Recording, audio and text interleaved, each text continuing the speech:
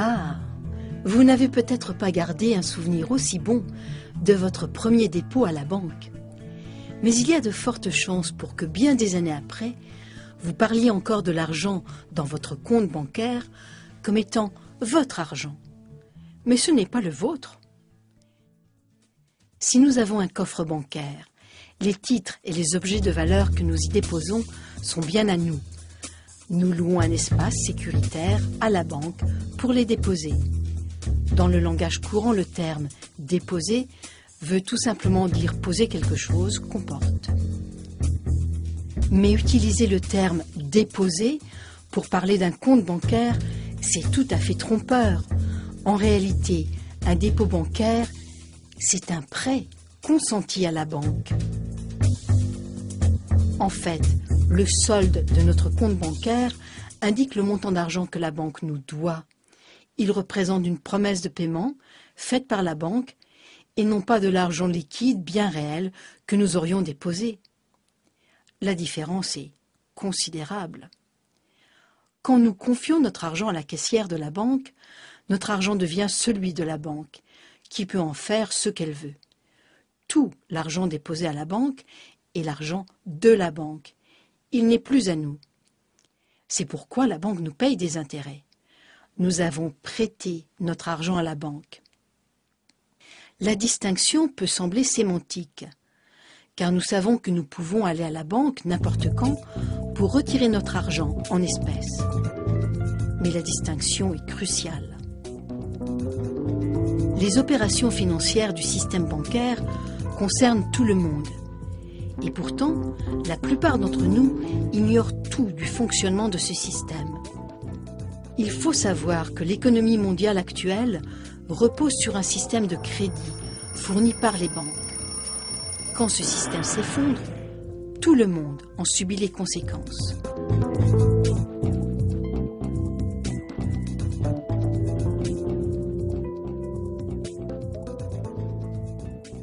Le pire, c'est que les explications des spécialistes sur l'effondrement du système ne nous révèlent jamais les causes profondes du mal. Ils ne nous disent jamais que l'argent liquide ne représente que de 1 à 5% de l'argent en circulation et que tout le reste de l'argent a été créé en tant que principal de prêts bancaires pour lesquels la banque exige le remboursement du principal plus des intérêts. Avec ce processus, l'existence de l'argent dépend complètement de l'existence du crédit bancaire. Et dès le départ, le système est voué à la faillite, intentionnellement, car le total des débits est supérieur au total des crédits, dès la signature du premier prêt. Mais maintenant que le système bancaire mondial est à 2 pas de l'abîme, de plus en plus de gens se disent qu'ils ne peuvent plus ignorer la réalité actuelle. Beaucoup ont perdu leur maison et leur emploi, uniquement à cause du jeu intenable des prêteurs. Il est temps que nous comprenions le fonctionnement du système monétaire et surtout le besoin pressant de le modifier radicalement. Clarifier les termes utilisés par le système constitue la toute première étape. Maintenant que nous comprenons qu'un dépôt est en vérité un prêt consenti à la banque, la question suivante se pose. En quoi consiste un prêt consenti par la banque? Quand nous signons un accord de prêt, nous nous engageons auprès de la banque à payer le montant du prêt plus des intérêts. En retour, la banque crédite notre compte du montant de ce soi-disant prêt. Nous disons alors que la banque a versé l'argent du prêt à notre compte. Mais en réalité, la seule chose que la banque a faite, c'est de promettre de verser cet argent. Il y a simplement eu un échange de promesses. Aucune des parties n'a donné quoi que ce soit de concret à l'autre. Toutes les deux ont fait des reconnaissances de dettes équivalentes. Alors, qui est vraiment l'emprunteur et qui est le prêteur? Les termes prêt, prêteur et emprunteur sont tous trompeurs. En échangeant des promesses de paiement, les deux parties ont créé un crédit bancaire ou de l'argent scriptural, – c'est-à-dire des chiffres inscrits dans un compte bancaire. Nous pouvons dépenser ces crédits bancaires car chaque fois que nous faisons un dépôt à notre compte augmente. Nous présumons donc tout naturellement que de l'argent a vraiment été déposé. En réalité, à moins de déposer quelque chose de concret dans ce compte, il restera vide. Un crédit bancaire ne représente qu'une promesse de payer, et non pas de l'argent bien réel. Une promesse indique toujours l'absence de l'élément promis. Sinon, il n'y aurait pas besoin de promesse. Alors, comme tous les comptes bancaires ne sont que des promesses de paiement, la banque et l'emprunteur échangent tout simplement des promesses. Du coup, avec quelques chiffres entrés sur un clavier, un solde positif apparaît dans le compte bancaire de l'emprunteur, sans que personne n'ait déposé le moindre argent réel dans ce compte. Vous savez maintenant ce qu'est vraiment un prêt bancaire.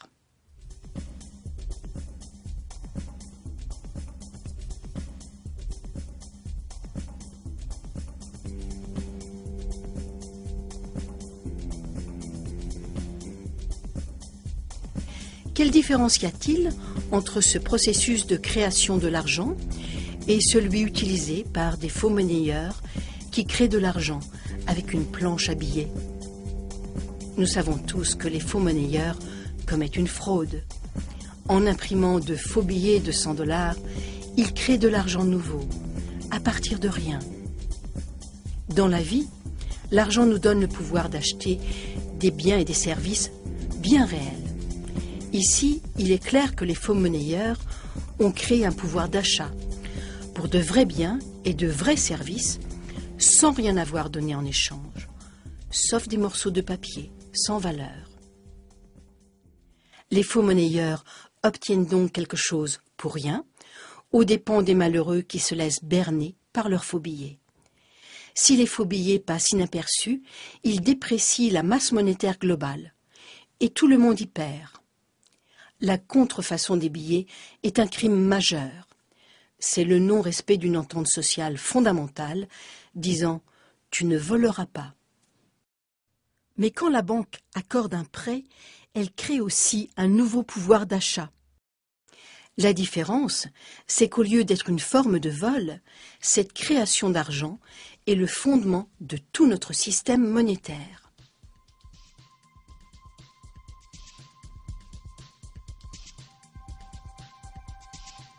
Alors comment se fait-il que la création de l'argent à partir de rien est un crime, dans le premier cas, mais qu'elle est une pratique commerciale standard par laquelle est créé presque tout l'argent du monde, dans l'autre cas? Pour répondre à cette question, il faut se pencher sur l'historique des lois qui régissent le commerce. Mais auparavant, essayons de comprendre la logique qui sous-tend tout le processus de prêt.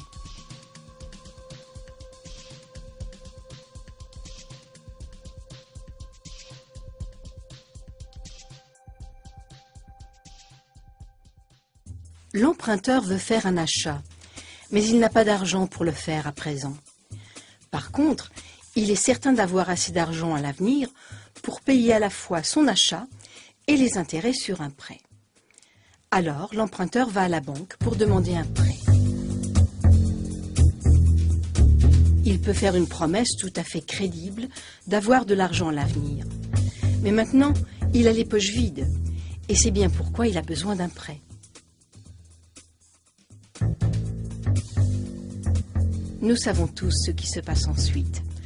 La banque demande à l'emprunteur de signer un accord par lequel il s'engage à payer à la banque le montant du prêt plus les intérêts. En cas de défaut de paiement, l'emprunteur s'engage à céder à la banque ce qu'il a acheté avec le prêt. Chaque jour dans le monde, ce processus se répète un nombre infini de fois. Mais il pose un problème. Peut-il promettre en garantie quelque chose dont il n'est pas encore propriétaire? Si je veux vous emprunter 10 000 $ pour partir en croisière en Europe, est-ce que vous allez accepter l'auto de mon voisin comme garantie? Bien sûr que non. Vous savez parfaitement que je n'ai pas légalement le droit de vous donner l'auto de mon voisin. Mais si je promets d'acheter l'auto de mon voisin avec 10 000 $ que vous me prêtez, c'est différent. Vous risquez d'accepter de me prêter ces 10 000 $, pensant que je vais acheter l'auto et la donner en garantie du prêt une fois que j'en serai légalement propriétaire. Mais tant que la transaction n'est pas conclue, votre prêt de 10 000 $ ne peut pas être garanti par le titre de propriété de cette auto. Le problème posé par cette suite d'événements est facile à éviter. Vous pourriez acheter l'auto et puis me la vendre. La banque pourrait faire de même. Si l'emprunteur promet à la banque d'acheter quelque chose, pourquoi est-ce que la banque n'achète pas ce quelque chose avec son argent pour le revendre à l'emprunteur qui remboursera avec des intérêts? La réponse est simple. C'est parce que la banque, comme l'emprunteur, a les poches vides quand elle effectue la transaction. Le rôle de la banque lors d'un soi-disant accord de prêt, c'est de créer un compte pour l'emprunteur. En vérité, le soi-disant emprunteur a financé son propre compte en s'engageant frauduleusement à donner en garantie une auto qui n'est pas encore à lui. Et la banque, qui est le prétendu prêteur, n'a pas avancé d'argent. Si tout se passe bien, elle n'aura jamais à le faire.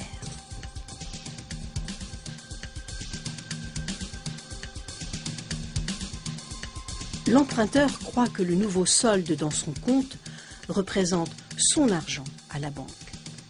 Comme la plupart de nous, il ne comprend pas la différence entre l'argent et la promesse d'argent.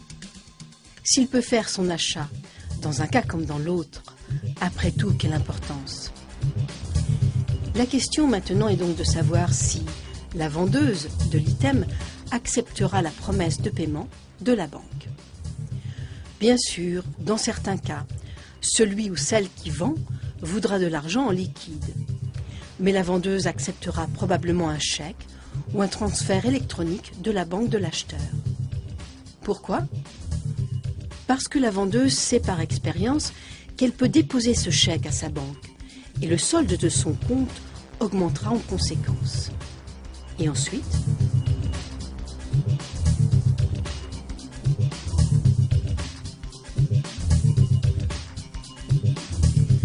la banque de l'acheteur doit maintenant le montant du prêt à la banque de la vendeuse. Alors vous pensez peut-être que cet argent va bel et bien être transféré. Mais la promesse de paiement faite à l'emprunteur par sa banque a simplement été transformée par cette transaction. C'est devenu une promesse de paiement faite par cette banque à la banque de la vendeuse. Mais la banque de l'acheteur doit transférer une partie de l'argent à la banque de la vendeuse, non? Oui, probablement, mais une toute petite partie. Et à long terme, aussi longtemps que la banque obtient suffisamment de dépôts, le montant net de l'argent existant dont la banque aura besoin pour couvrir ses prêts peut théoriquement être de zéro. Comment? Imaginons tout d'abord que la vendeuse a son compte bancaire dans la même banque que l'acheteur. Elle dépose le chèque de l'acheteur dans son compte à elle. La banque a une seule chose à faire, déduire du compte de l'acheteur le montant crédité au compte de la vendeuse. Comme dans les deux cas, ce ne sont que des promesses, aucun argent existant ne transite vraiment. Quel est le résultat final de cette opération? La banque a créé un crédit bancaire d'un montant de 10 000 $ pour l'emprunteur. L'emprunteur a acheté une auto, qui est quelque chose de bien réel, et la vendeuse a maintenant un crédit bancaire de 10 000 $. 10 000 $ ont été créés pour l'achat d'un bien très concret, sans que la banque ou quiconque n'y mette le moindre argent. En plus, la banque va se faire rembourser tout cet argent par l'emprunteur avec des intérêts. Et s'il ne paie pas, la banque récupérera l'auto. Des tours de magie comme celui-là, on n'en voit d'habitude qu'au spectacle. Mais qu'est-ce qui se passe si la vendeuse dépose son chèque dans une autre banque? Est-ce que la banque de l'acheteur devra transférer des fonds à la banque de la vendeuse? Peut-être, mais sans doute infiniment moins que le total du prêt, car le système bancaire fonctionne comme une seule banque. Pour bien le comprendre, ajoutons une autre transaction à ce scénario. Imaginons que le même jour, la banque de la vendeuse a consenti un prêt similaire à une vieille dame qui a acheté un méga système de cinéma à domicile.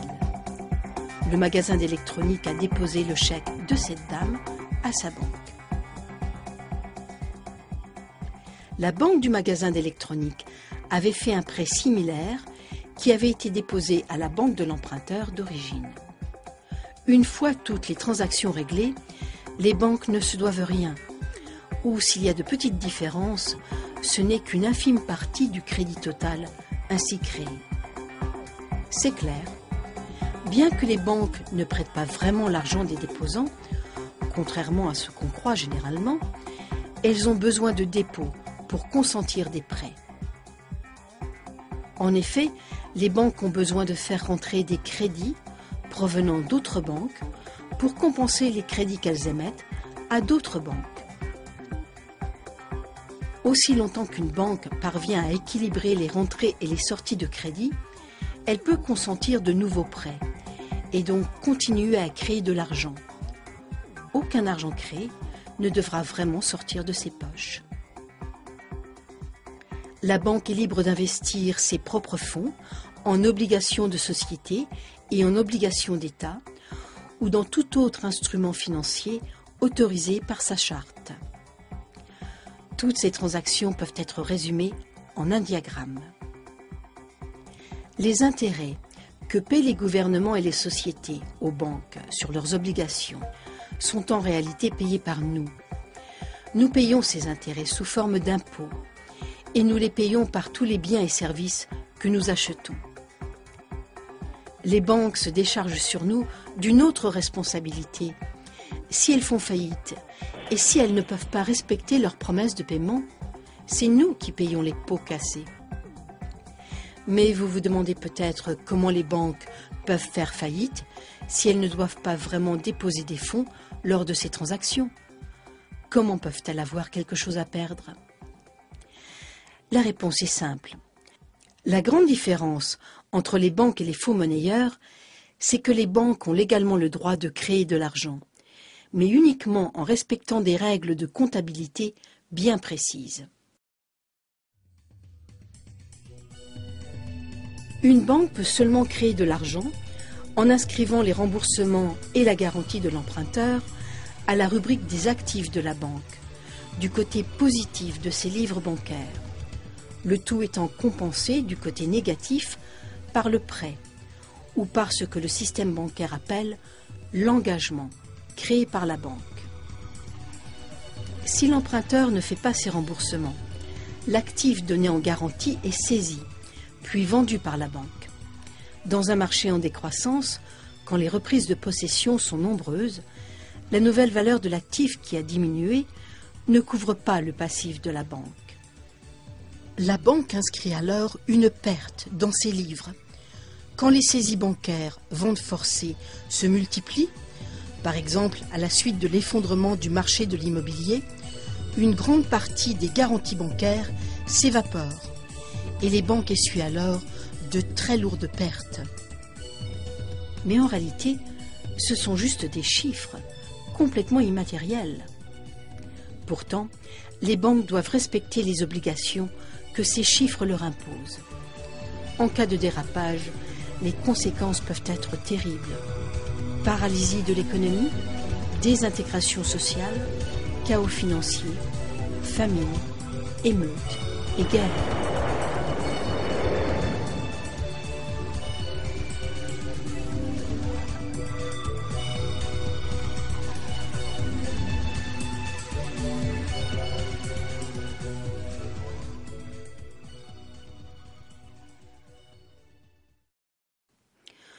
Bon, comme nous étudions l'anatomie d'un prêt, nous allons présumer que le système continuera de fonctionner et que ces 3 emprunts seront remboursés. Le résultat final c'est que pas un seul dollar d'argent existant n'aura changé de main. Mais 30 000 $ de nouveaux crédits bancaires auront été créés et dépensés dans la masse monétaire. Et chacune des 3 banques aura récupéré des intérêts sur 10 000 $.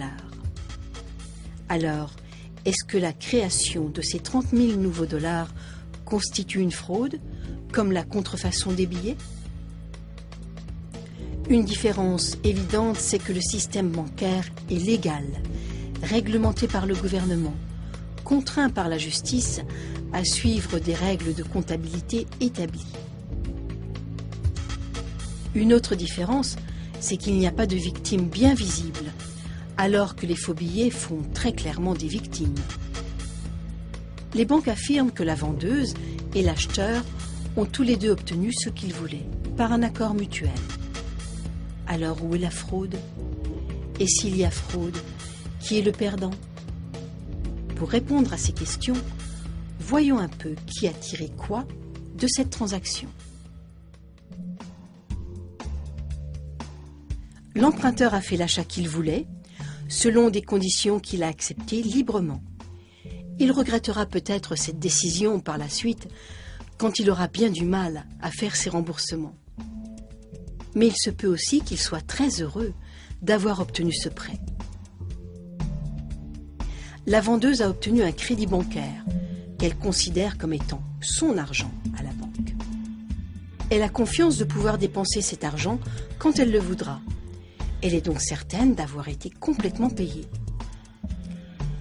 Mais est-ce que quelqu'un d'autre a souffert de cette transaction? Quelqu'un que nous aurions oublié? Eh bien, il y a la banque qui récupère des intérêts sur une promesse de paiement.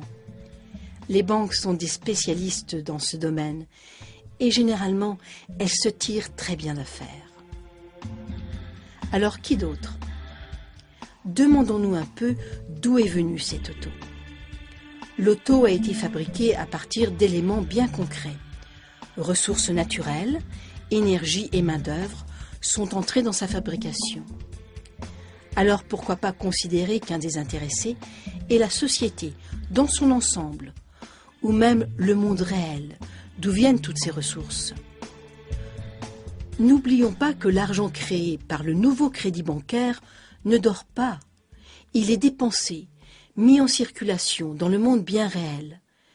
Et c'est à ce monde bien concret que l'argent va, en fin de compte, en échange de l'auto. Par exemple, cet argent nouveau peut stimuler une production nouvelle, contribuant à la croissance de l'économie et au bonheur de certains.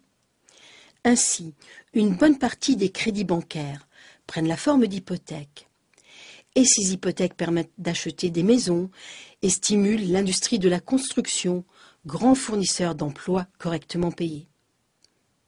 Mais après cet effet productif, l'argent nouvellement créé par un prêt dépréciera la masse monétaire, réduisant le pouvoir d'achat de l'argent d'un très petit montant. Alors, contrairement au cas des faussaires, qui font clairement des victimes, la perte ici est essuyée par nous tous, car l'élément concret du prêt, à savoir l'auto, a été extrait de l'ensemble du monde, ce qui a causé une petite perte de la valeur de l'argent pour tout le monde.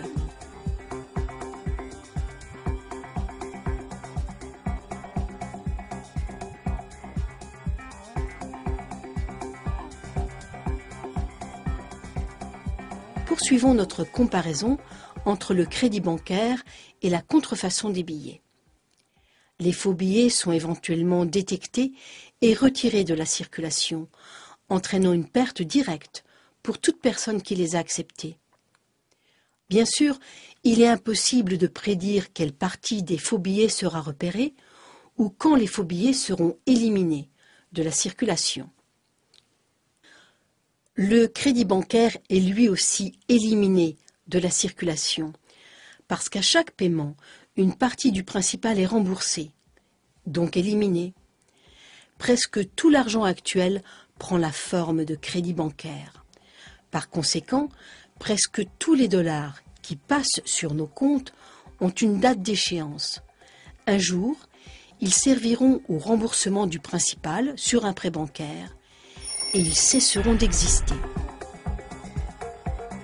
En plus des paiements du principal, il y a les paiements d'intérêt, qui constituent des revenus pour les banques. La plus grande partie de ces revenus sont recyclés dans l'économie sous forme d'intérêts payés aux déposants et de diverses dépenses des banques.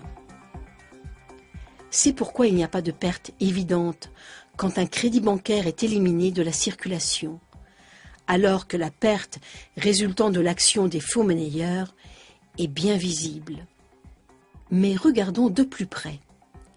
Une connaissance élémentaire de l'arithmétique suffit pour comprendre le pouvoir que confère le contrôle de la masse monétaire et pour saisir comment, avec le système actuel, la dette totale doit sans cesse augmenter. Faute de quoi, le système s'effondre. Chaque fois que le rythme de création de l'argent-dette perd du terrain sur le rythme de destruction de l'argent-dette, le total de l'argent en circulation diminue. C'est ce qu'on appelle la déflation, car la masse monétaire diminue comme un ballon qui se dégonfle. Il y a donc moins d'argent par rapport aux biens et aux services disponibles. Et comme il y a moins d'argent, le prix des biens et des services baisse. À première vue, on pourrait croire que ce serait une bonne chose. Et ça pourrait l'être, si l'argent n'était pas créé sous forme de dette, avec des intérêts. Pour toute personne qui n'est pas endettée, la déflation aurait pour résultat un dividende général, payé sur les biens et services de son choix.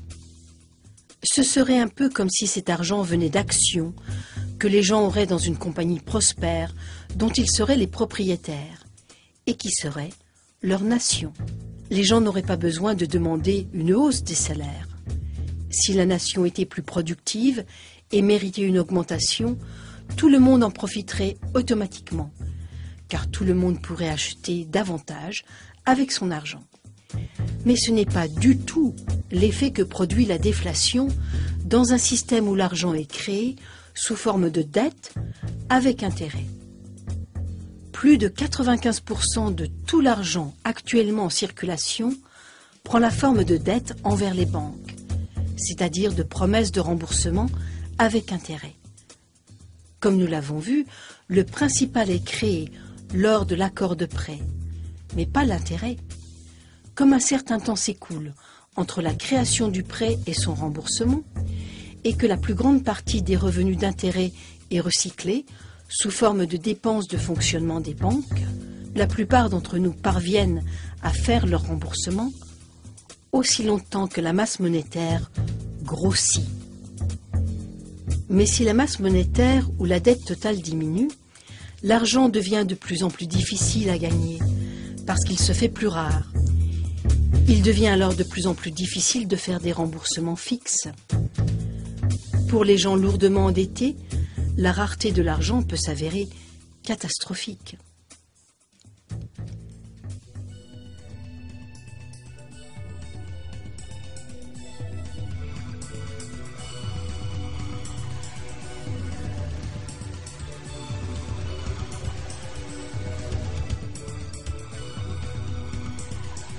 Les effets psychologiques de la chute des salaires et des prix accélèrent rapidement tout le processus, car les emprunteurs, y compris les grandes entreprises, n'ont plus confiance de pouvoir rembourser leurs prêts.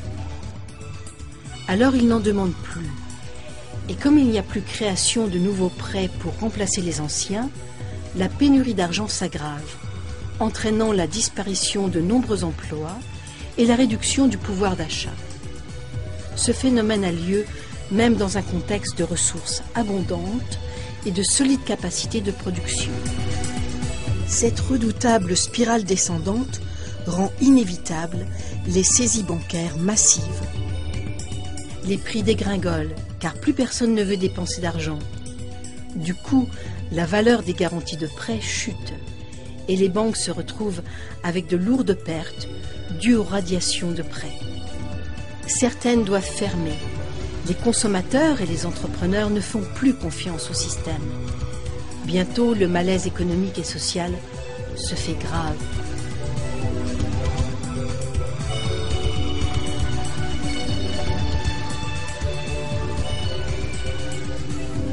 Rien ne peut arrêter cette spirale catastrophique, à moins que quelqu'un, généralement le gouvernement, ne crée de l'argent nouveau ou ne s'endette lourdement auprès des banques privées pour créer assez d'argent afin de relancer l'économie.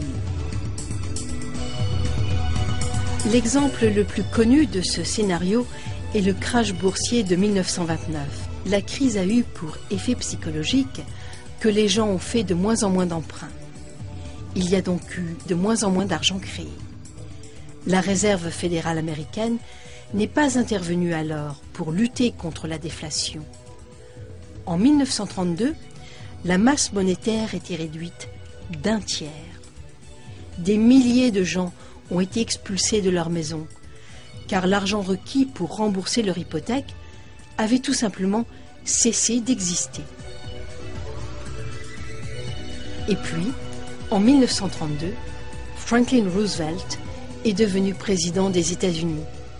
Avec sa nouvelle donne, ou New Deal, Roosevelt a relancé l'économie en rétablissant la masse monétaire. Pour remédier au manque d'argent, il a emprunté auprès des grandes banques privées.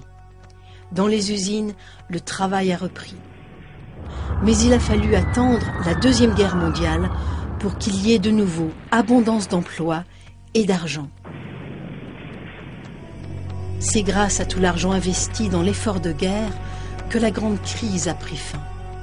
Mais la guerre a aussi causé 50 millions de morts et a mené à une nouvelle hostilité dans les rapports de pouvoir mondial, avec une course aux armements, un gonflement de la dette et des mutations sociales et technologiques radicales.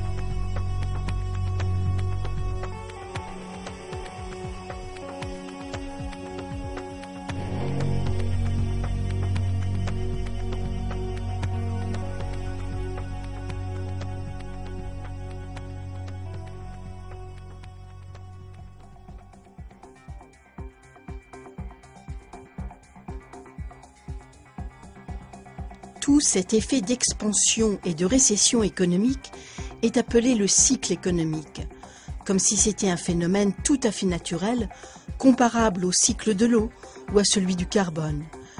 Deux cycles naturels qui sont régis par le soleil. Et le cycle économique, lui, par quoi est-il régi? L'un des éléments de réponse est la masse monétaire. Comme nous l'avons vu, cette masse monétaire dépend des prêts. Alors examinons ce qui se passe tout au long d'un prêt. Nous savons qu'un crédit bancaire n'est rien d'autre qu'une promesse de paiement faite par la banque, promesse que la banque a créée relativement à la promesse de paiement faite par l'emprunteur.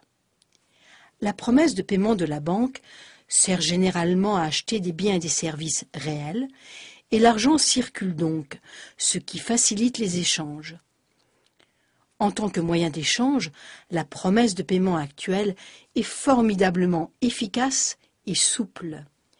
Mais comme aucun argent n'est créé pour payer l'intérêt, une situation apparemment impossible en résulte. Si les emprunteurs devaient tous payer leur intérêt simultanément, ils devraient se battre pour trouver des fonds car le total de l'argent existant serait bien inférieur au total de l'argent qui est dû. Le pourcentage des emprunteurs incapables de rembourser pourrait aisément être calculé. Mais généralement, les intérêts sont remboursés graduellement, pas d'une seule fois. Quand les revenus d'intérêt sont recyclés dans l'économie, ils peuvent être regagnés, encore et encore. Une fois qu'on a compris ce point, la question quant à la possibilité de rembourser ou non les intérêts devient encore plus complexe. Alors, existe-t-il un système durable de prêt qui ne produit pas mathématiquement et inévitablement des défauts de remboursement? Au Moyen Âge, pratiquer l'usure, au sens que ce terme avait alors, c'est-à-dire prêter de l'argent avec intérêt, était condamné en tant que péché.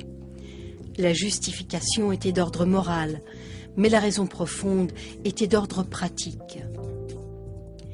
Avec une masse monétaire fixe, comme une masse monétaire d'or, les gens qui auraient systématiquement recyclé les fonds qu'ils prêtaient avec intérêt auraient fini par s'accaparer tout l'argent.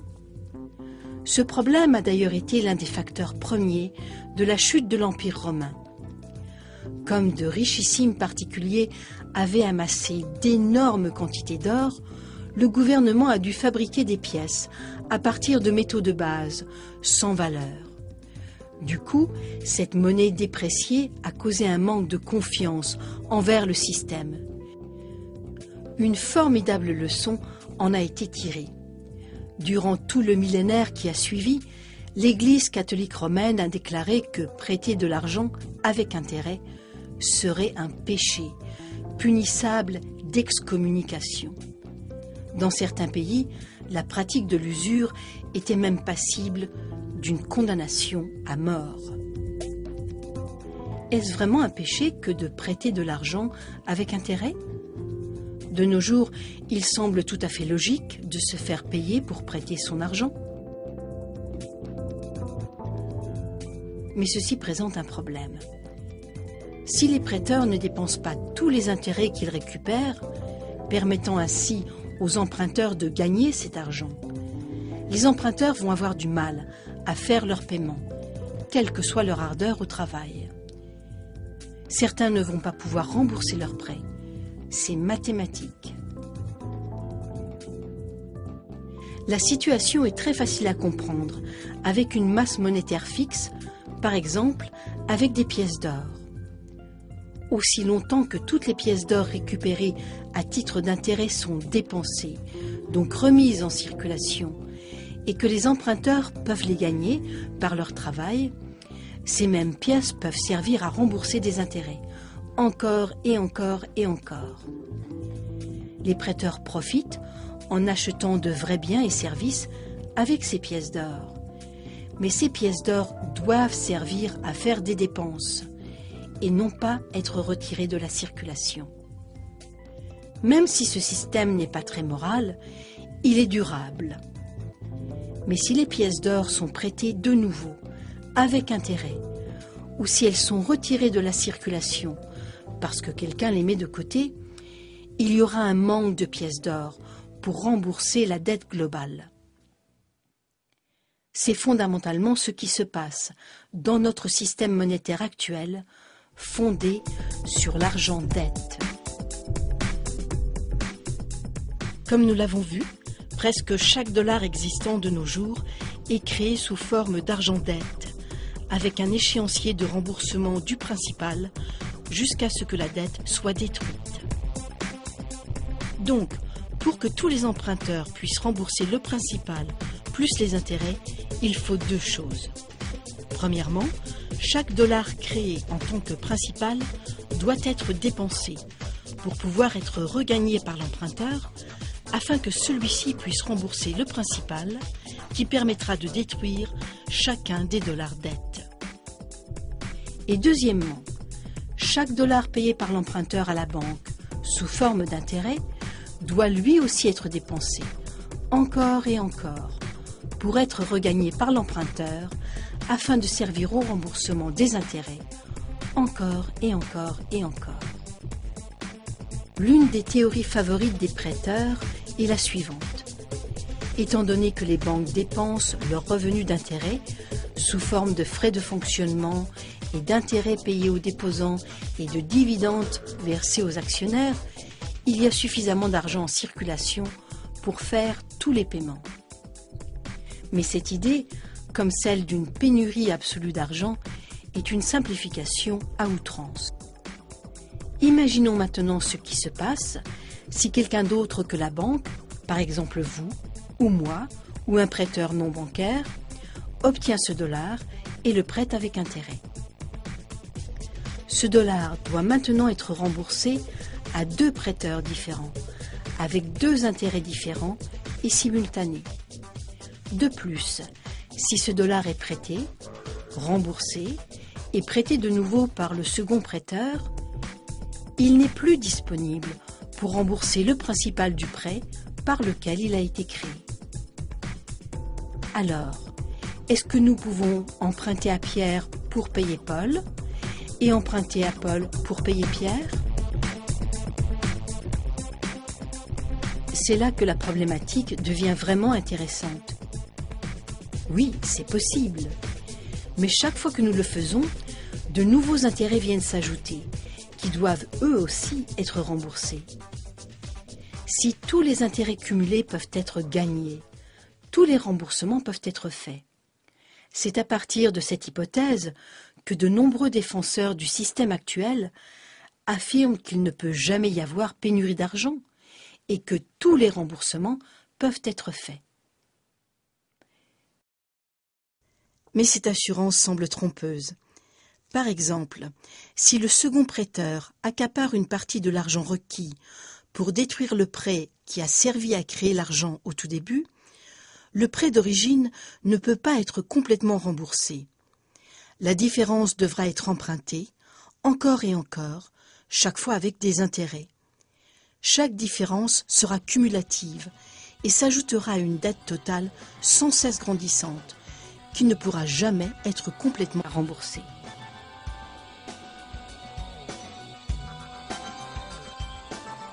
Et bien sûr, pour chaque intérêt nouveau ajouté au système, un plus devra sortir du système pour payer cet intérêt. Tout le monde est touché, les gouvernements, les producteurs et les consommateurs. Pour ce plus, les producteurs doivent augmenter leur prix ou faire davantage de ventes. Mais pour faire davantage de ventes, il faut généralement baisser les prix et donc vendre toujours plus, ce qui mène à une surchauffe de la production et à une saturation du marché. En fin de compte, il y a des pertes d'emplois, des fermetures d'usines et des faillites. Pour ce plus, les gouvernements doivent augmenter les impôts. Mais l'augmentation des impôts draine l'argent de l'économie de production, entraînant une réduction de la capacité collective à payer les impôts. Le gouvernement doit alors emprunter davantage avec des intérêts accrus. Et pour ce plus, les consommateurs doivent par exemple trouver un second emploi ou emprunter davantage pour rembourser leurs anciennes dettes ou encore prolonger l'échéancier de leur remboursement. Mais une concurrence accrue pour les emplois entraîne une diminution des salaires et un remboursement sur une période plus longue fait augmenter considérablement les intérêts à rembourser. Enfin, emprunter pour payer d'anciennes dettes, c'est un peu comme remplir un trou en creusant un trou toujours plus grand. Voilà la situation dans laquelle nous nous retrouvons actuellement. Les producteurs ne peuvent pas vendre davantage, car les consommateurs n'ont pas les moyens d'acheter davantage. Les gouvernements diminuent les impôts en espérant stimuler la demande des consommateurs. et le revenu réel des consommateurs est en stagnation ou en baisse en raison de la concurrence pour les emplois. En résumé, toute augmentation du montant total des intérêts dans le système monétaire entraîne une vraie pénurie d'argent. Tout ceci s'explique du fait que la véritable économie de production est limitée par la disponibilité restreinte des richesses naturelles. L'économie de production répond à des besoins bien réels. Actuellement, elle ne parvient pas à suivre le rythme de l'économie artificielle fondée sur les transactions financières, qui a un appétit effréné pour le gain, sans aucun égard pour les limites naturelles du monde réel.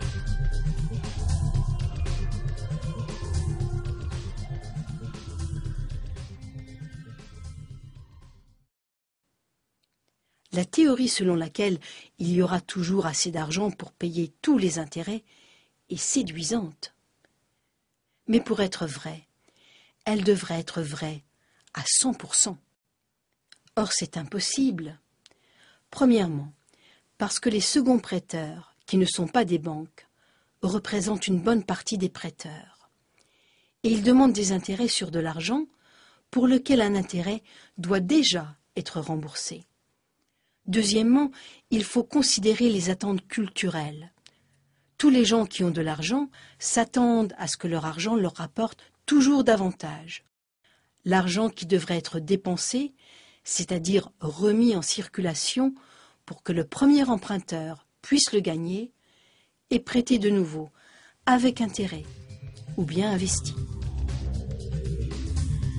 Les deux conditions qui devraient être remplies pour que tous les emprunteurs puissent rembourser le principal, plus les intérêts, et donc détruire véritablement leurs dettes, sont impossibles à satisfaire dans le système monétaire existant. Rien dans notre système monétaire n'interdit de reprêter l'argent créé à partir d'un prêt, et rien n'oblige les banques à dépenser leurs revenus d'intérêt pour qu'ils puissent être regagnés par les emprunteurs, ce qui leur permettrait de détruire leurs dettes. Alors, les banques préfèrent investir leurs revenus d'intérêt pour en tirer toujours plus de profit. Et les banques ne sont pas les seules à jouer ce jeu. Quiconque fait faire boule de neige à son argent pour que son butin grossisse toujours plus, le fait aux dépens des emprunteurs qui ne vont pas trouver l'argent requis pour payer leurs dettes, sauf en s'endettant encore davantage. Et c'est pourquoi, comme l'affirme si bien le dicton, les riches s'enrichissent et les pauvres s'appauvrissent. L'argent dont les emprunteurs auraient besoin, aux échelons les plus bas de l'économie de production, est transféré au monde de l'argent virtuel, où tout ressemble à un immense casino. C'est un monde où les transactions ne sont guère que des chiffres, sur lesquels on mise pour gagner de plus en plus gros. Ces chiffres n'ont presque rien à voir avec la réalité. De nos jours, la plus grande partie de l'argent change de main dans l'économie du jeu, c'est-à-dire le marché d'échange, les instruments dérivés et les autres instruments financiers avec lesquels les banques et les fonds d'investissement jouent pour s'enrichir. En voici un exemple. Le total des transactions sur le marché mondial d'échange en une seule semaine est supérieur au total des transactions sur le marché mondial des biens et services durant toute une année.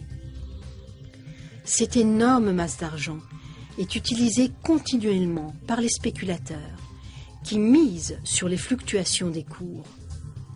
Cet argent existe, mais uniquement dans l'économie du jeu. Alors, dans quelle mesure les intérêts, qui pèsent si lourd, sont-ils non remboursables? Pour répondre à cette question, il faudrait pouvoir retracer avec certitude tout l'argent du monde. Mais comme il y a plus de 6 milliards d'habitants sur la planète, dont la majorité gagne de l'argent, le dépense, l'emprunte et le prête, les transactions monétaires mondiales sont au moins aussi complexes que les flux des océans, et donc impossibles à retracer. Cependant, la tendance actuelle est claire. La même vieille histoire se perpétue. Les riches retirent de plus en plus d'argent de l'économie du jeu, où les simples emprunteurs n'ont guère de chance d'en gagner. Et la seule manière dont le système peut rester en place, c'est en créant toujours plus d'argent. Mais plus il y a d'argent créé sous forme de dette, plus le seul moyen de créer davantage d'argent est de créer de nouvelles dettes. Le moyen de le faire, c'est d'accorder des prêts ridiculement faciles à des emprunteurs nullement qualifiés ou de faire des dépenses gouvernementales massives en opérations de sécurité et de guerre, ou encore de renflouer les banques quand elles font faillite.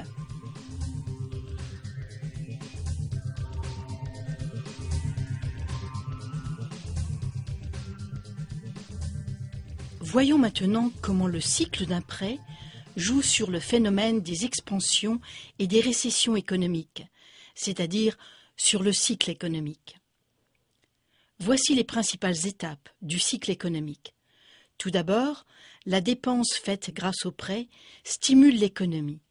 Ensuite, une inflation se produit parce que l'argent créé déprécie la masse monétaire. Et enfin, la déflation suit au fur et à mesure que les remboursements détruisent graduellement le principal. Aussi longtemps que tous les cycles de prêts individuels ne se chevauchent pas, ces cycles peuvent produire un effet de plat.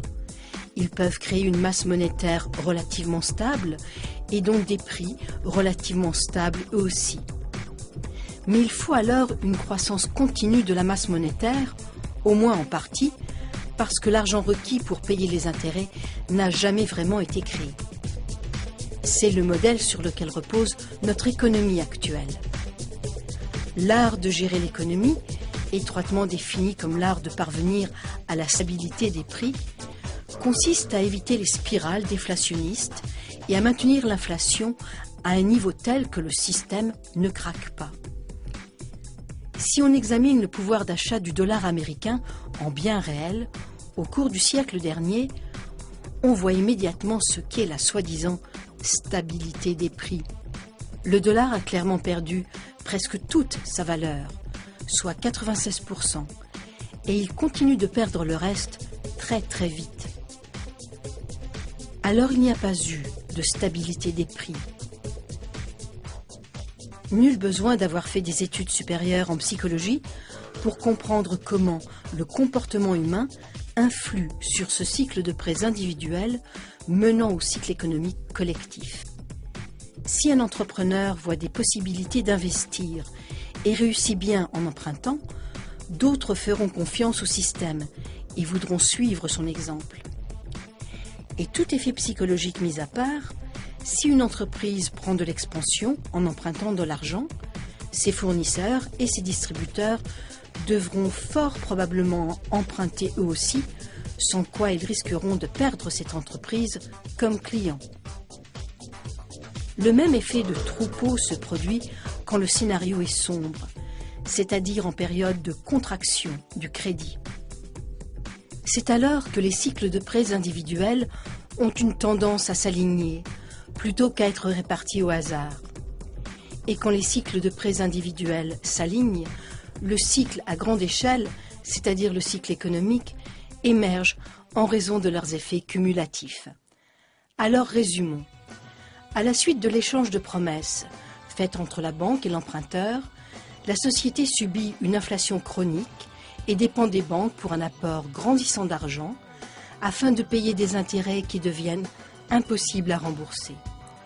Le résultat est un cercle vicieux d'accélération de la dette et de dépréciation de l'argent, menant à l'effondrement déflationniste de l'économie, suivi du chaos social ou de la guerre. Cette situation catastrophique s'étend à toute la société, causant partout des dommages.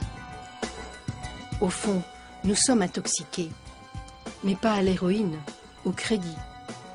Pourtant, un jour viendra où notre capacité collective à emprunter et à rembourser tout ce crédit s'épuisera. C'est pourquoi le besoin existe de provoquer une expansion constante du crédit dans de nouveaux marchés. c'est-à-dire d'amener les gens partout ailleurs dans le monde à s'endetter toujours davantage. Aux États-Unis, en raison de cette expansion constante, le montant total de la dette pour 2008 a dépassé les 53 trillions de dollars, soit 5 fois le total des revenus annuels du pays tout entier. L'ensemble de la population est-elle satisfaite du système? Probablement pas, mais l'ensemble de la population n'a qu'une idée très vague des raisons du problème, c'est-à-dire du système hermétique de contrefaçon de l'argent et du pouvoir caché qu'exerce le système financier. Et les banques, comment s'en tirent-elles? Eh bien, en ayant seulement une toute petite fraction de l'argent qu'elles prêtent, les banques obtiennent des revenus d'intérêt massifs sur les prêts aux consommateurs et sur les hypothèques. De plus, en se servant de leur pouvoir de crédit pour acquérir de vastes portefeuilles d'actions de l'État et de sociétés, les banques s'approprient le contrôle du gouvernement et de l'industrie. Et enfin, en raison des inévitables défauts de paiement et saisies bancaires, les banques récupèrent des titres de propriété partout dans le monde. Enfin, quand tout va vraiment mal, c'est-à-dire quand les emprunteurs sont massivement incapables de rembourser leurs prêts et que les banques essuient d'énormes pertes, le gouvernement doit renflouer les banques avec des milliards de dollars pour sauver le système financier. Et qui finance tous ces renflouements? Vous l'avez deviné, les contribuables.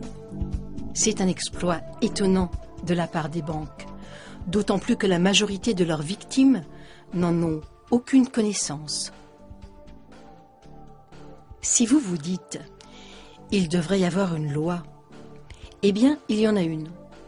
En fait, il y a tout un ensemble de lois qui rendent ces opérations parfaitement légales. Mais comment se fait-il qu'un système pareil soit devenu légal? Pour répondre à la question, il faut remonter au milieu du XVIIe siècle en Angleterre.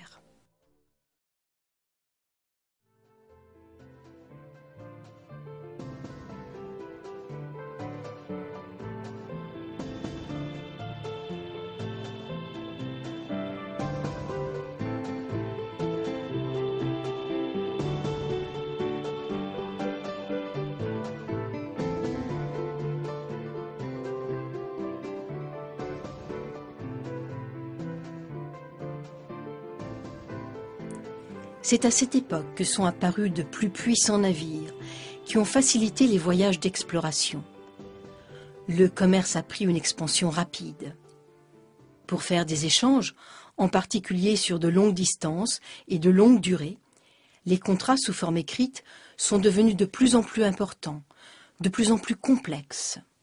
Longtemps en Angleterre, le droit commun avait stipulé que tout contrat devait porter sur l'échange de biens réels, c'est-à-dire sur le transfert de biens ou de services ou encore de droits de propriété. Et c'est sur ces éléments que les tribunaux tranchaient en cas de conflit. Si le contrat n'avait pas été fait à titre onéreux, c'est-à-dire s'il n'y avait pas eu échange de vrais biens ou de vrais droits de propriété, ce contrat était jugé nul et non avenu, et il était donc rejeté par les tribunaux. En vertu de ce droit commun, un contrat actuel disant que l'emprunteur donne en garantie une auto dont il n'est pas propriétaire, contre une promesse de paiement de la banque, ne serait pas valide. De plus, en cas de conflit, le droit commun stipulait que seules les personnes ayant réellement participé à un échange à titre onéreux, c'est-à-dire les personnes qui avaient livré des biens ou des services, pouvaient aller en justice pour exiger le respect du contrat. Ce droit n'était pas transférable à une tierce partie. Quand les négociants partaient eux-mêmes en expédition autrefois pour vendre des marchandises, ils achetaient ces marchandises dans leur pays avec la monnaie locale. Puis ils vendaient dans des pays étrangers en monnaie étrangère. Ensuite, ils revenaient dans leur pays avec des marchandises de l'étranger qu'ils avaient achetées en monnaie étrangère. Et une fois de retour, ils les vendaient en monnaie locale. Mais comme le commerce devenait florissant et complexe, les négociants ont préféré rester dans leur pays et ils ont tout simplement affrété des navires. Ils pouvaient ainsi importer des marchandises de pays autres que celui où ils avaient exporté. Mais un problème est apparu alors. Les marchandises exportées avaient été payées à l'étranger, en monnaie étrangère, qui devait être dépensée ailleurs. Or, transporter cet argent liquide, c'était s'exposer au vol, et surtout à une perte partielle dans la conversion des devises. La solution a été de créer des lettres de change. Par une lettre de change, le payeur donnait ordre au destinataire de payer au bénéficiaire la somme indiquée. La signature authentifiait le contrat et seuls les participants à la transaction pouvaient aller en justice en cas de conflit sur une lettre de change. Ces lettres étaient donc sans valeur pour un voleur ou pour une tierce partie. Vous l'avez deviné, les lettres de change étaient les précurseurs des chèques. Je sous-signais, le payeur, enjoint à ma banque, c'est-à-dire au destinataire, de payer le bénéficiaire, c'est-à-dire la personne nommée sur le chèque, la somme d'argent indiquée. Elle servait à ordonner un paiement en liquide dans une région ou dans une contrée éloignée. Mais très vite, les commerçants ont voulu plus. Ils ont voulu que les lettres de change permettent de rapprocher les paiements parmi de nombreux marchands, dans de nombreux pays. Pour cela, il fallait que les lettres de change soient transférables et exigibles par de tierces parties. Comme nous allons le voir, c'est alors que le fondement du système bancaire actuel est devenu légitime. Jusqu'alors, en vertu du droit commun, une tierce partie qui avait acheté honnêtement une lettre de change transférée plusieurs fois n'avait pas le droit d'aller en justice pour obtenir un paiement. Les lettres de change de tierces parties posaient donc des risques inacceptables. Pour que les lettres de change deviennent un moyen pratique et garanti de paiement pour une tierce partie, c'est-à-dire l'équivalent d'argent liquide, il fallait modifier le droit commun. En Angleterre, par une série de décisions juridiques datant de 1664 à 1699, les lettres de change sont devenues exigibles par les tierces parties. Si une tierce partie achetait une lettre de change, à titre onéreux et de bonne foi, sans soupçonner de fraude ou de problème quant au droit de vente du vendeur, cette lettre de change était valide et exigible devant un tribunal. Quelles ont été les conséquences de ces changements? Eh bien, désormais, toute lettre de change était considérée légitime une fois qu'elle était vendue. Les lettres de change et toutes les autres promesses de paiement dûment signées, à l'exception des chèques, sont devenues transférables et exigibles légalement, comme le voulaient les commerçants. Les contrats de dette pouvaient donc être vendus, ce qui facilitait les transactions. Un nouveau marché est apparu pour les profiteurs, le commerce des lettres de change. C'est alors que le marketing de la dette a commencé. De plus, il est devenu possible de tromper quelqu'un ou de le forcer à signer une promesse exigible de paiement, puis de vendre cette promesse à une tierce partie, à titre onéreux et de bonne foi, promesse alors exigible en justice contre le signataire. Ce point est devenu l'une des règles fondamentales du Code commercial uniforme qui régit le commerce aux États-Unis et par extension dans la plus grande partie du monde.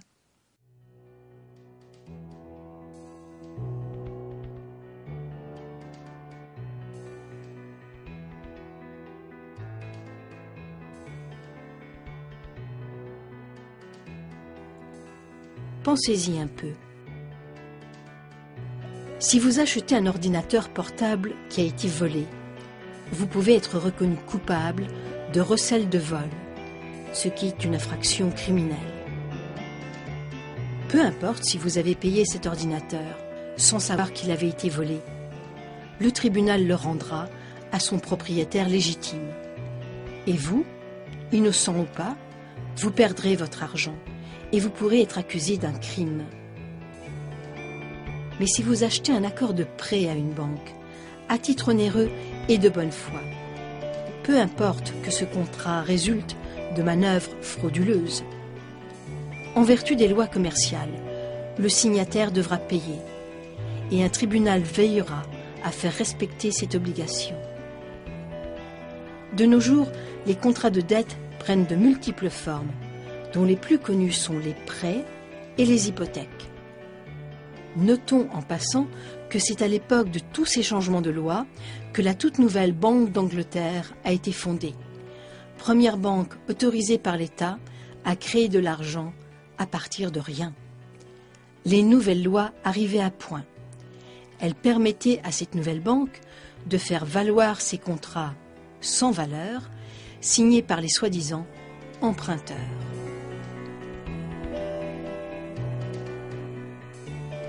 Les rares personnes qui ont découvert la vraie nature de leurs prêts bancaires et qui ont essayé de contester en justice la validité de leurs contrats de dette ont découvert que ces lois contractuelles commerciales restent le fondement inattaquable du système d'argent-dette. La banque peut très bien avoir vendu l'accord de prêt original à une tierce partie, à titre onéreux. Une seule chose compte pour un juge, même si cette tierce partie est une associée de la banque. Qui est le propriétaire du document? Que dit le document? Et qui l'a signé? Le fait que la banque ait omis d'informer l'emprunteur de la vraie nature de l'accord de prêt et l'absence de tout argent réel prêté par la banque n'ont aucune importance.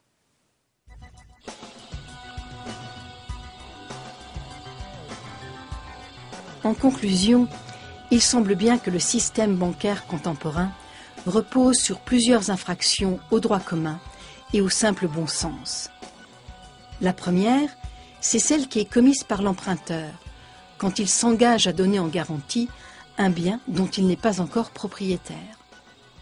La banque est complice car elle accepte cette promesse frauduleuse comme garantie du crédit qu'elle va créer. La seconde, c'est l'omission par la banque de divulguer la vraie nature du contrat. La banque dit qu'il s'agit d'un prêt, faisant croire à l'emprunteur qu'elle lui prête de l'argent réellement existant. Mais la banque sait bien qu'elle émet uniquement une nouvelle promesse de paiement, une promesse que la banque n'aura probablement jamais à tenir. La troisième, c'est que l'accord de prêt devrait être invalide, car un contrat impossible est légalement invalide. La banque crée un contrat impossible car les conditions exigées pour que les emprunteurs puissent rembourser le principal plus les intérêts ne sont pas remplies. À moins que le système n'exige le recyclage à 100% du principal et des intérêts, ce qu'il ne fait aucunement, certains emprunteurs ne pourront pas rembourser et perdront donc leur garantie à cause de la pénurie systématique d'argent.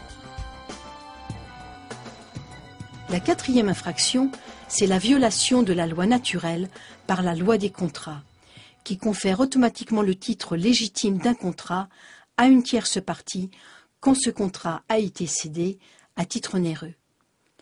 Il y a infraction au principe selon lequel on ne peut pas céder un titre qu'on n'a pas.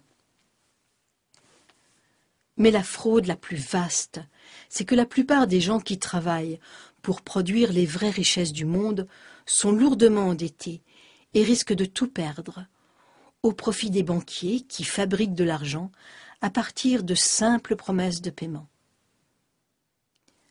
En fin de compte, nous sommes prisonniers d'une économie qui doit prendre de l'expansion de plus en plus vite pour suivre la croissance effrénée de la masse monétaire, faute de quoi tout le système s'effondre.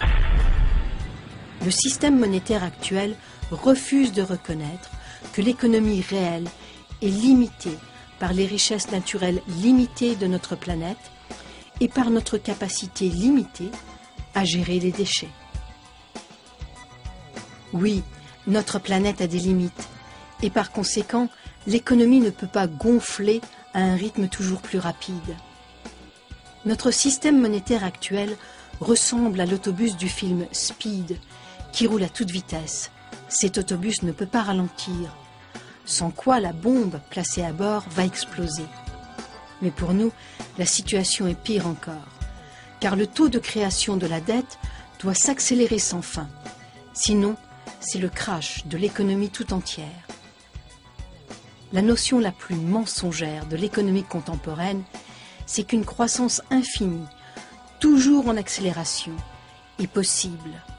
C'est une illusion, créée de toutes pièces par la course au profit. Un crash économique, social et environnemental sans précédent paraît inévitable, car le système monétaire semble incapable de s'adapter. Rien d'étonnant alors que les réformateurs du système monétaire, partout dans le monde, affirment que ce système tout entier doit être complètement repensé à partir de zéro.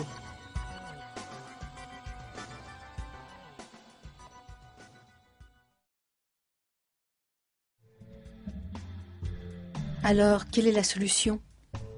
L'une des options souvent suggérées est de revenir à l'étalon or.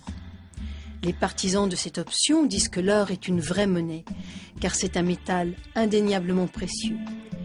Pour eux, la valeur de la monnaie devrait reposer sur la rareté de son standard de référence. En règle générale, les défenseurs de cette position croient aussi que l'argent devrait être indépendant de tout gouvernement. Une autre école, diamétralement opposée, croit que la création de l'argent devrait être la prérogative exclusive du gouvernement, qui représente tous les citoyens, et qui devrait créer et dépenser l'argent dans l'intérêt public. Ayant repris le pouvoir de créer de l'argent, rien qu'à partir de ses dépenses, le gouvernement n'aurait plus jamais besoin de s'endetter ou de payer des intérêts. Bien sûr, si le gouvernement dépensait sans compter, la monnaie perdrait toute sa valeur. Pour empêcher l'inflation, l'argent créé devrait être détruit, lui aussi. Ceci pourrait se faire au moyen de multiples formes d'impôts, de redevances et de frais modérateurs. Les dépenses engagées par le gouvernement et les impôts recueillis par lui seraient alors interreliés et égaux, parfaitement équilibrés. L'objectif des impôts serait de stabiliser les prix, étant donné que le gouvernement n'aurait plus besoin de revenus d'impôts pour fonctionner. Au fil des siècles, le système monétaire, fondé sur l'or, et divers systèmes de crédit monétaire gouvernemental ont été utilisés. Mais le système fondé sur l'or a toujours dominé, jusqu'au XXe siècle. Chacun des autres systèmes fonctionnait bien, dans son pays respectif, car l'argent était accepté pour le paiement des impôts. Mais jusqu'à l'invention des moyens modernes d'échange, le commerce international devait se faire en fonction de l'or. Ajoutons à cela que depuis des millénaires, l'or nous fascine. Longtemps, nous avons été habitués à croire que la valeur de la monnaie devait reposer sur la valeur d'une vraie richesse, monnayable, par exemple des pièces d'or.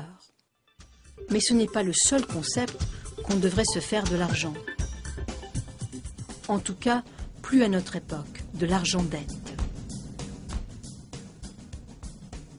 Fondamentalement, l'argent est tout simplement une idée, inventée par les humains pour passer d'une économie de subsistance à une économie complexe. C'est l'apparition de l'argent qui a rendu possible la spécialisation du travail et l'échange indirect des biens et des services. L'évolution de la monnaie a été longue, commençant par le simple troc et l'échange de marchandises, puis passant à l'échange de pièces, de promesses de métals précieux, de promesses de billets, et maintenant de promesses numériques de payer des promesses numériques. Mais tout au long de cette évolution, l'objectif a été de donner plus de souplesse au système, grâce à des promesses pratiques et sûres de paiement. Le problème avec les promesses de paiement, c'est qu'elles offrent d'immenses possibilités de tricher, de créer beaucoup plus de promesses qu'il n'y a de biens réels pour les garantir. Alors, est-ce qu'il existe un moyen de rendre l'échange d'argent réel aussi pratique et sûr que l'échange de promesses de paiement? Oui, c'est maintenant possible, avec la monnaie numérique, pratique et sûre, rendue possible par les nouvelles technologies de cryptage. Voilà comment marche le système. Imaginez que vous prenez le numéro de série d'un billet et que vous faites disparaître le support papier du billet. Qu'est-ce qui vous reste? Un dollar numérique qui peut être transféré électroniquement partout dans le monde, aussi facilement et aussi sûrement qu'une promesse de paiement. La différence qui est monumentale, c'est que ce dollar électronique est pareil à une pièce de métal. Il ne peut jamais être simultanément dans deux endroits différents. Il est donc possible d'empêcher la multiplication des promesses en exigeant un paiement en liquide, en espèces ou sous forme numérique. Et plus besoin de déposer ces dollars numériques à la banque, car ils fournissent leur propre sécurité.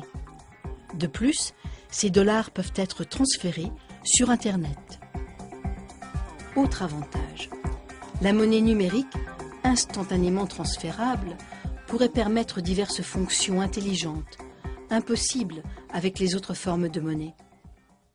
Par exemple, avec une simple programmation, l'argent pourrait calculer sa propre valeur, en éliminant toute spéculation, toute manipulation et toute erreur humaine.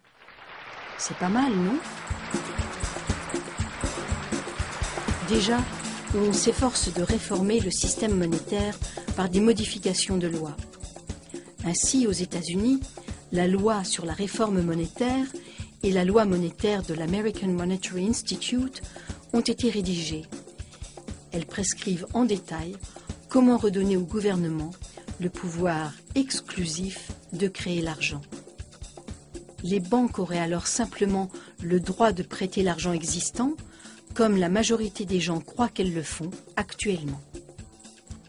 Toutes les propositions de réforme partent du même principe fondamental, quel que soit leur pays et quel que soit leur détail. C'est le public qui devrait bénéficier de la création de l'argent. Actuellement, l'argent n'est pas créé au bénéfice de la société, mais à celui des banques privées. Les banques créent d'immenses quantités d'argent à partir de nos dettes. Plus nous empruntons, plus les banques récupèrent d'intérêts et plus elles s'enrichissent. Ce faisant, les banques prennent le contrôle de tout, des consommateurs, de l'industrie et des gouvernements.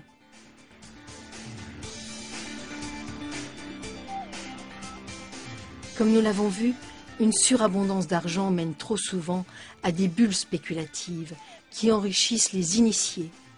Mais ces bulles crèvent inévitablement sous la pression énorme de la demande d'intérêt toujours croissante. Les perdants sont nombreux et parmi eux, il y a les gouvernements. Sous le fardeau de dettes considérables, mais avec des revenus moindres, les gouvernements sont obligés d'ajouter des trillions à leurs dettes pour sauver les banques qui ont causé le problème. Autrement, tout le système monétaire s'effondrerait. La situation est absurde, tragique, surtout quand on sait que le gouvernement pourrait créer lui-même l'argent et le dépenser, sans intérêt, en infrastructures, en éducation ou en soins de santé universels. La plus grande partie de cet argent entrerait dans l'économie sous forme de salaire et circulerait à tous les niveaux de la société pour le bien de tous. L'abondance de ce type d'argent redonnerait vigueur à l'économie de production. Et les économies des particuliers pourraient financer des prêts bien réels et honnêtes d'argent existant. Fondamentalement, la monnaie est un moyen d'échanger des valeurs réelles. Sans valeur réelle, l'argent n'est rien. Nous le savons maintenant. C'est le monde bien réel qui consent un prêt, pas la banque. La vraie source des richesses mondiales, c'est nous et les ressources naturelles de notre planète. La création de l'argent et les bénéfices à en retirer devraient donc être l'apanage du public et non pas des banquiers privés. Et les intérêts? Comme nous l'avons vu, les intérêts posent un problème mathématique qui peut être résolu de 3 manières. Premièrement, par des défauts de paiement et des saisies bancaires. Deuxièmement, par une croissance perpétuelle de la masse monétaire. Ou troisièmement, et c'est la solution de loin préférable, par un recyclage à 100% de l'intérêt sous forme de dépenses. Mais pour parvenir à ce recyclage complet, il faudrait nationaliser toute l'industrie bancaire dans l'intérêt du public.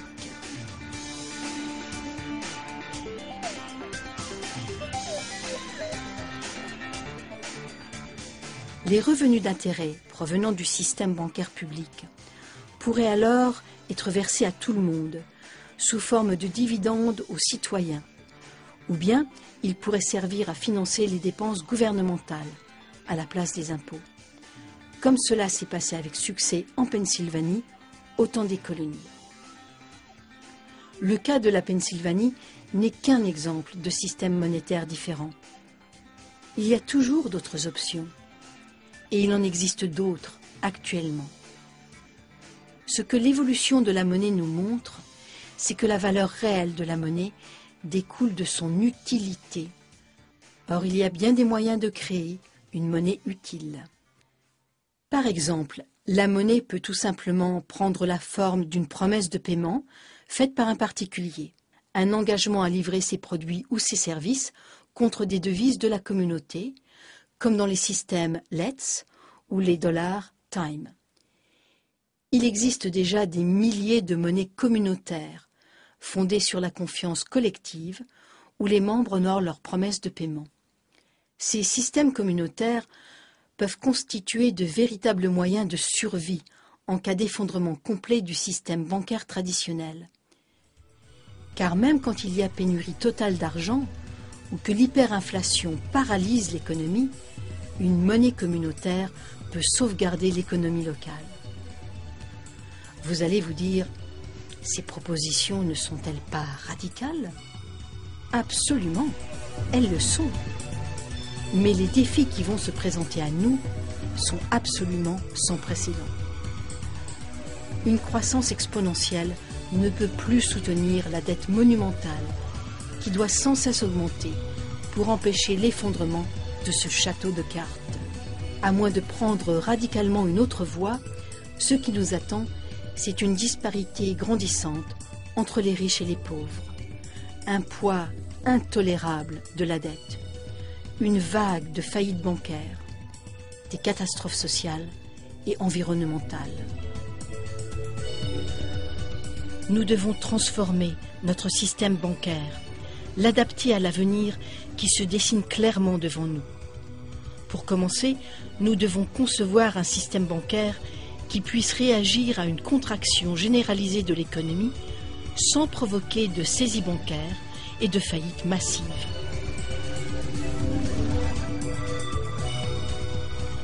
Alors, que pouvez-vous faire? Actuellement, partout dans le monde, des gens et des organismes comprennent les problèmes et les injustices causées par notre système monétaire. Vous pouvez vous joindre à leurs efforts pour apporter les changements fondamentaux dont notre monde a besoin. Parlez à vos amis. Une crise financière, c'est le moment de tirer des leçons. Quand le gouvernement doit renflouer les banques, qui lui prêtaient de l'argent auparavant, les contradictions, les fraudes et les failles du système deviennent claires pour tous. Les solutions deviennent claires, elles aussi. Il suffit d'ouvrir les yeux. Nous ne pouvons tout simplement pas continuer ainsi. Faire quelques ajustements au système actuel ne suffira pas. Les changements à apporter sont radicaux. Ils doivent bénéficier à tous, pas à une petite poignée de privilégiés. Pour y parvenir, nous devons rejeter les vieilles hypothèses et les croyances erronées. Nous devons oser une métamorphose complète. Le temps est venu de passer à l'action.